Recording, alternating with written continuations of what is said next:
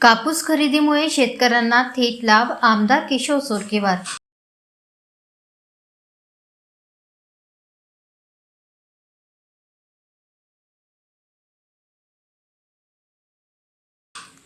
चंद्रपूर येथील साखरवाई farmer producer company लिमिटेडच्या माध्यमातून सुरू करण्यात आलेल्या जिनिंग कारखान्याचे उद्घाटन आमदार किशोर जोरगेवार यांच्या हस्ते पार पडले.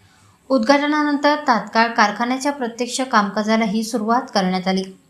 कापूस खरेदीमुळे शेतकऱ्यांना थेट लाभ मिळणार असून रोजगार निर्मिती होणार असल्याचे यावेळी आमदार किशोर जोरगेवार म्हणाले.